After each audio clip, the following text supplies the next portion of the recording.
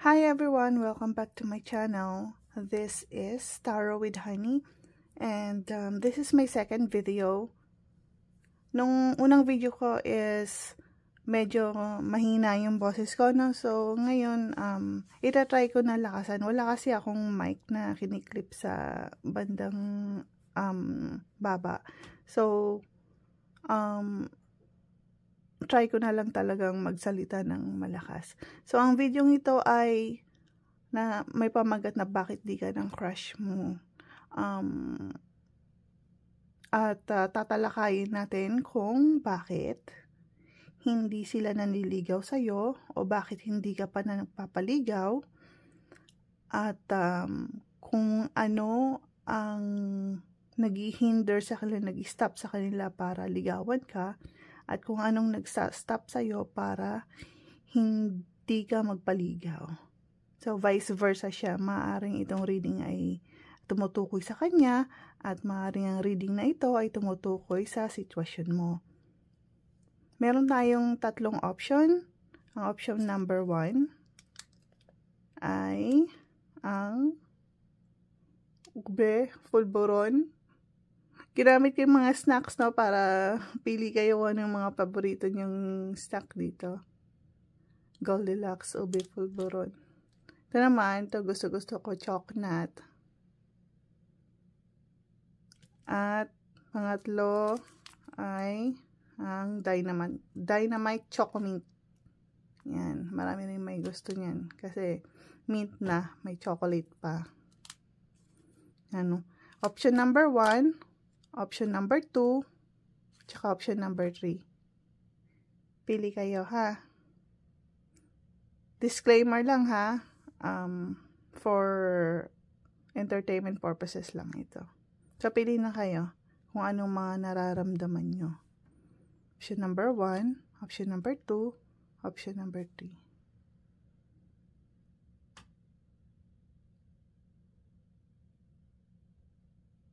Okay, salamat sa pagpili at punta na tayo sa option number 1.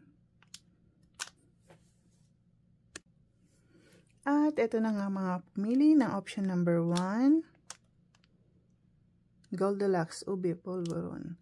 Ano to, ha? Hindi to sponsored. Wow. Kapal. Bagong-bago, sponsored. Hindi to, walang ganun-ganun. Okay. Ang mga card na to, mamaya na natin babasahin. Mga messages yan, eh. Lagay muna natin sa gilid. Okay. First card, 2 of Pentacles. 3 of Pentacles. 4 of Wands. King of Wands. Reverse. At Star. Add na rin natin to. King of Wands. Ace of Cups. King of Cups. Okay. Go 3 of Swords. Reverse. At 3 of Pentacles. Okay.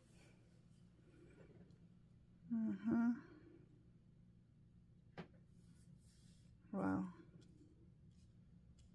Alam nyo kung career o financial reading to na para sa inyo, maganda to. Kasi ang dami niyang Pentacles. Oh.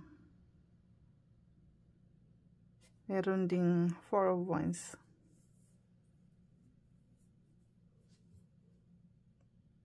Star din. Pero kung sa relationship, ang pinapahiwatig ng mga cards na to ay ikaw ay may priority o sila ay may priority. At sa ngayon, ang priority mo ay ang trabaho mo at ang career mo. O siya, ang priority niya, ang trabaho niya at career niya. Medyo nahihirapan kasing kumuha ng balance. Kung iba-balance mo yung pag-ibig at ang career mo. Minsan kasi may ganon. At ang mga taong may ganon na very successful sila sa career nila pero hindi sila successful sa love life nila.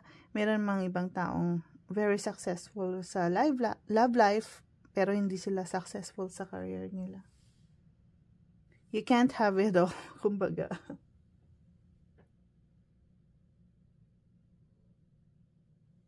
At ang taong ito, o ikaw, ay medyo egoistic, ano? Yung gusto mo na nasa top ka.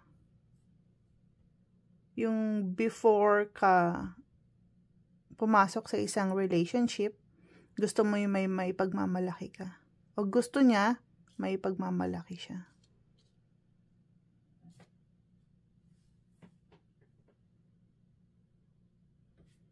At pagdating naman dito, may potential naman siya maging maging relationship to. Malaki ang potential niya. Magiging matagumpay ang relationship na to kung magiging kayo. Sana in the near future, Kasi kung ikaw o siya o isa man sa inyo talagang masipag, nakafocus sa career na talagang magpo-provide sa inyo. Kung anong mga pangangailangan nyo sa buhay, araw-araw yung pangangailangan. Malaki ang potential niyang maging relationship. Pero sa ngayon, ang focus talaga, ang priority talaga is career. Career mo o career niya. At ang taong din ito, ikaw medyo madaling magalit. Medyo pikon. Kaya siguro medyo iwas-iwas. Ayaw mong mainsulto ka, o ayaw niyang mainsulto siya. Ganon.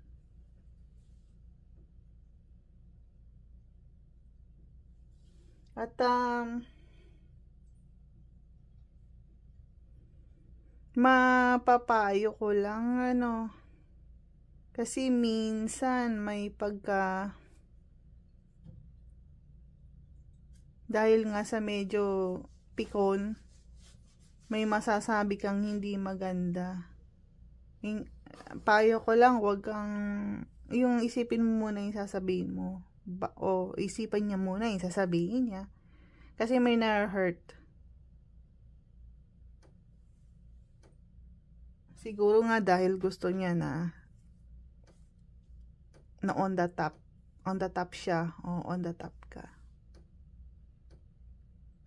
So kung magkakarelasyon ka man o kung yung gusto niyang relasyon, kung sino man ang target nyo, nang dapat sa inyo, someone has to give. Kung may positive, may negative. Hindi pwedeng pareho kayong nandun sa taas. Walang magpapasensyahan sa inyo. Kung yung isa medyo bugnutin, ikaw ang sumuyo. Kung ikaw naman medyo bugnutin, yung isa ang susuyo sa'yo. Kasi once na bugnutin siya, bugnutin ka, di lagi kayo mag-aaway. Wala ang happiness nyo. Patay.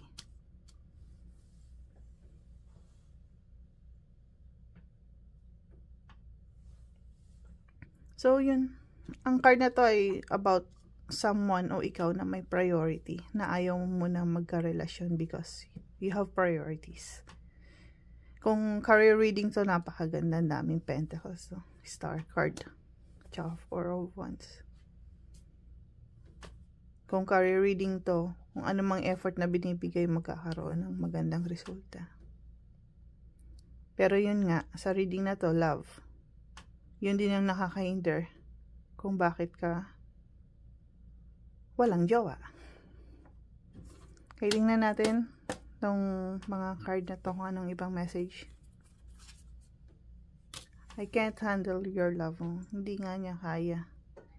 O hindi mo pa kaya na magkaroon ng relasyon. The heat between us is intense. Pero in fairness ano kayo medyo MU kayo yun nga lang, hindi matuloy-tuloy. Ano ka naman niya, gusto ka rin naman niya, yun nga lang talaga hindi pa rin napupunta sa jawaan. People don't believe in me, okay. Meron din siyang insecurities,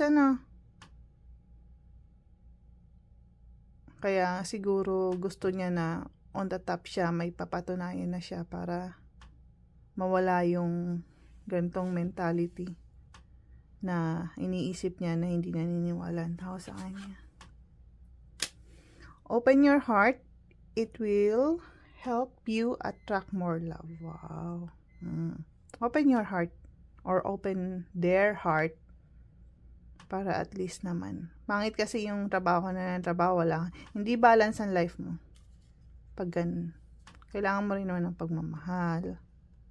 Kaibigan. Kahit hindi na magjowa, kaibigan. Open your heart. Hindi yung trabaho na ng trabaho, papagod. Hindi mo naman madadala sa sa hukay ang kayamanan, di ba? Ayan na lang. Ayan, last card is intimacy, sexual chemistry, reminiscing. Hanggang dyan na lang. Reminiscing.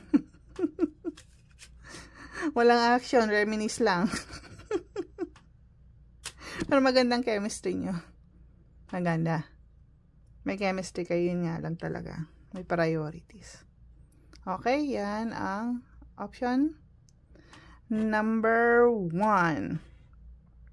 Gusto niyo ba ng ng mga letter? Kubulo tayo ng letters para para masaya. Tingnan ko yung mga letters ko. Kunin ko muna. Wait lang. Okay.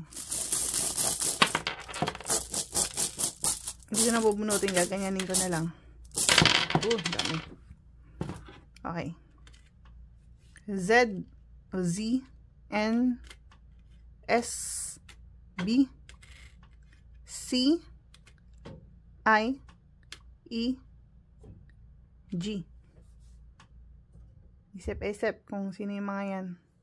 Kung ikaw ba yan o yung sila. O yung kapitbahay mo. Okay, yan ang option number 1. Punta naman tayo sa option number 2. At ito na ang pumili ng option number 2. Chocolate.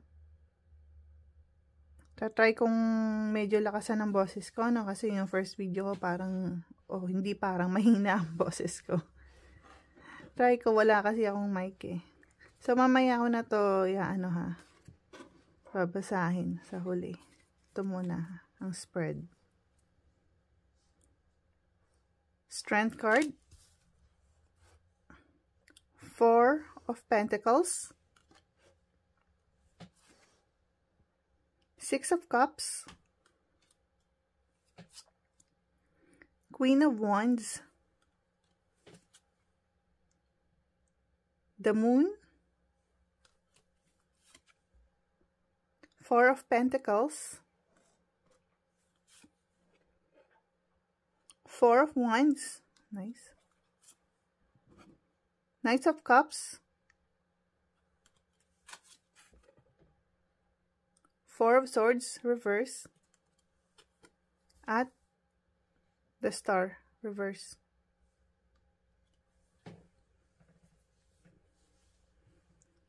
So, karamihan sa inyo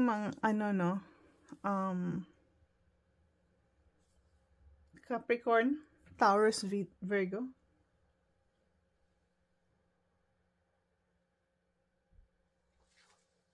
Pero lahat naman ng sign nandito. First card pa lang, siya? Nandito na lahat. Insecurities to come forward. Meron siyang issue kung bakit hindi siya makapanligaw, o ikaw, meron kang issue kung bakit hindi ka tumatanggap ng jowa, which is galing ka o galing siya sa isang toxic relationship. Kahiwalay lang. At hindi magandang hiwalayan, hindi magandang nagiging pagsasama ng relasyon na to. Iniisip pa rin niya, nagre-reminisce pa rin siya. Iniisip pa rin niya yung isa o ikaw, iniisip mo pa rin ang ex mo. Pero yun nga, iniisip mo na hindi na kayo pwede magbalikan dahil toxic nga ang naging relationship nyo o toxic ang naging relationship nila. At dahil nga sa toxic relationship na pinanggalingan nila, no, confused sila o it is stopping them para manligaw o to meet someone, or you have a toxic relationship, galing sa isang toxic relationship at yun ang nag-stop sa'yo para umibig ulit.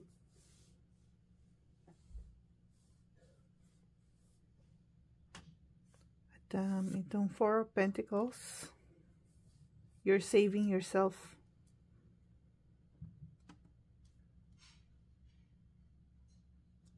Gusto mo sanang lumigaya but you're saving yourself. Ayaw mo na magkaroon ng ganyang relationship o ayaw niya nang magkaroon ng ganyang relationship. Sinisave mo yung sarili mo, pinipigilan mo yung sarili mo. Parang meron ka ng phobia, ganun. O siya, meron na siyang phobia. At itong Four of Swords na to, nagre-represent yun kasi na reverse, nagre-represent na nag-retreat ka muna. Pahinga ka muna. Mag-self-reflect ka muna o siya. Pahinga muna siya, nagse-self-reflect siya. Itong star reverse kasi parang you're in despair. You have a lack of confidence. And you lost faith in love. Kaya yun ngayon ang nangyayari. Iniisip mo yung mga nangyari dati na ayaw mo nang mangyari ulit. Iniisip mo na kung magkakaroon ka ulit ng relationship, yun ulit ang mangyayari. Pare-pareho lang naman yan sila. Pare-pareho lang yung mga yan. Yun ang iniisip mo o iniisip nila. Kaya yun. Medyo malungkot kasi hindi ka maka-let go. Hindi mo kayang i-let go yung nakaraan para to face the new beginning. Hindi ka maka-move on. You lost faith in love. They lost faith in love. Kaya yun, hindi ka muna magpapaligaw o sila ayaw nila munang magjowa. Okay? Ito ngayon ang additional messages. Pets. Getting a new pet, giving current pet more love. So, dito mo muna ibibigay lahat ng pagmamahal mo o pagmahal niya sa pets. O mas magandang kumuha ka ng bagong pet. Kasi, lalo na kung aso. Naku, pasensya na kayo yung aso namin bumaba. Speaking of pets, may dala-dala ang tsinelas tapos binangga tong table ko. Kaya parang nagulo. Anyway, ito nga pets. Getting a new pet. Mas maganda kung kumuha na lang kayo ng bagong pet or kung may pet man kayo, dun nyo na lang ibuhos yung attention nyo. Hindi dito. Kasi ang mga pet naman natin mga malalambing yung mga yan talagang pamilya na yan. Kaya mahalin natin sila. Next is divorce. Yun nga, galing sila sa divorce. O ikaw, galing ka sa breakup na hindi ka pa ready sa ngayon. Next is this love is crazy. Baliw na pag-ibig, baliw talaga. At hindi pa sila ready, baka nga mamaya maging iba na naman ang kaantungan ng relationship. You're so different from everyone around me. Although takot sila, no? Pero yung perspective nila sa iyo, tingin nila sa iyo, hindi naman. Pero syempre, mas naunahan pa rin sila ng takot. At please do what is best for your heart. Ito naman ay parang advice sa'yo ng universe na please do what is best for your heart right now. Kung gusto mo magpahinga o kung gusto mong wag mo nang magka-jowa o magka-relasyon, gawin mo. Pahinga ka muna. At least, kasi time will tell, time heals. No, panahon lang makakaalam kung bukas okay ka na, susunod makalawa o susunod na linggo, susunod na taon. Take time lang. At least yun, para kung ready ka na, wala na yung pain, wala na yung doubts. Okay, kuha naman tayo ng letters. Ganyan lang, para hindi ko bubunutin. Kanya-kanya lang. Okay. Letter C, I, B, Q, Y, H. Yung mga possible letters. Simulan ka na ng pangalan mo, o pangalan ng kapitbahay mo, best friend mo, boss mo. Okay? Alright. Yan ang option number 2. Punta naman tayo sa option number 3. At ito naman ang mga pumili ng option 3. Ang Jack and Jill Dynamite Chocolate. Wala na natin. Itong mga messages na ito, mamaya na natin basahin. Diyan mo yan sa gilid. Okay, first card is 4 of Swords, reverse. 5 of Pentacles, reverse. 7 of Cups. The Sun, reverse. The Hangman. Page of Swords. 9 of Pentacles, reverse. The Chariot. O the Charot. 7 of Pentacles, reverse. At Ace of Wands, reverse. Okay. Bakit di ka magka-jowa o bakit ayaw niyang manligaw?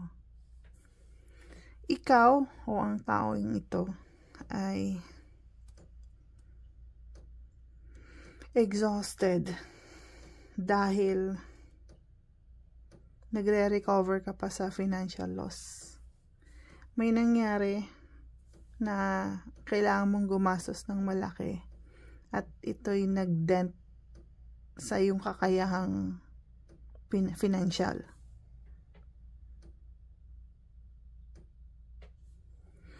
Marami ka sanang option o marami silang pinagkakakitaan pero ito'y nalugi. Nalugi to. Parang nalugi sa isang negosyo o ikaw ay medyo nalugi sa isang negosyo. Kaya parang negative ang iyong pananaw o negative ang kanilang pananaw. At ang negosyong ito, yung nawala sa kanila o nawala sa iyo ay parang nilang mabuti. Yung binigyan nila ng maraming oras, binigyan nila ng maraming time. Talagang nagsumikap sila dito. Para lang ito ay magtagumpay, pero sa huli pa nalugi sila. O nalugi ka. At hindi lang time ang pinuhunan dito, pati edukasyon, learning, education.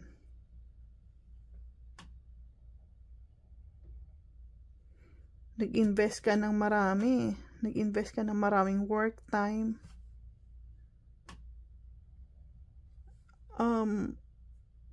Pero maganda dito, ma-overcome mo naman, o ma-overcome nila yung challenges na to. Pero yun nga, dahil nga sa nangyari, parang nag-lack sila ng long-term vision, o limited yung success nila, rewards, law effect. Kasi parang mas pa sila parang natatakot na sila sa susunod nilang gagawin. Baka mas lalong mabaon sa utang, o lalong malugi. Lalo kang mabaon sa utang, lalo kang malugi. Pero kaya mo naman lagpasan. Yun nga lang, kailangan mong lakasan ang loob mo. Tsaka feeling mo hindi pa time para pumasok sa relationship. It's not time yet. Ace of Wands reverse. It's not time yet para pumasok ka sa isang relationship, dahil nga ito, mas iniisip mo yung kung paano mo malalagpasan itong pagsubok na to, yung financial mo, yung yung magiging resulta. Yun nga lang, parang nauunsya kasi nawalan ka ng motivation, o nawalan sila ng motivation.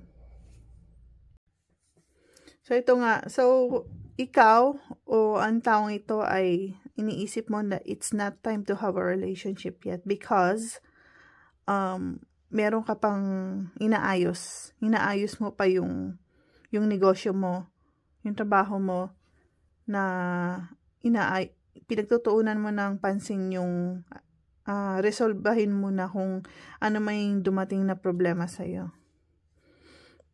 Okay? At tignan natin kung anong mga nandito. Let go, make room for the new beginning on its way to you now. So, message to para sa'yo, para sa kanya na the relationship, pwede naman magkaroon ng relationship habang may problema. Yun nga lang, make a room. Siguro nga, kailangan ng maraming oras dito, pero syempre, kailangan mo rin kasi ng taong dadamay sa'yo. Manifest, tell the universe exactly what you want.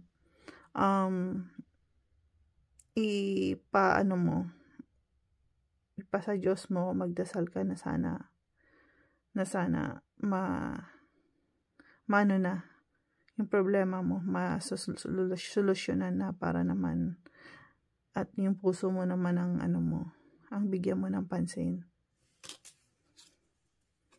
I don't understand. Yung iba sa inyo, hindi nyo maintindihan kung bakit ang taong to ay, yun nga, masyado silang invested sa problema nila. O sila, hindi ka nila maintindihan. Dahil nga, yun nga, kailangan naman ng tao ng kadamay. Kung ikaw may kadamay, at least may makakatulong sa'yo. I need to figure myself out. Iniisip nila na kailangan, yun doon pa rin talaga papunta sa problema Yung nananalo tong problema mo I want to be different. Nananalo yung problema kaysa sa pag-iisip kung gusto bang magkaroon ng karelasyon o hindi. Yan ang option number 3. At tingin tayo kung ng ibang letter o ng mga letter. Yung isa. Ay, dami. Okay, tingnan na.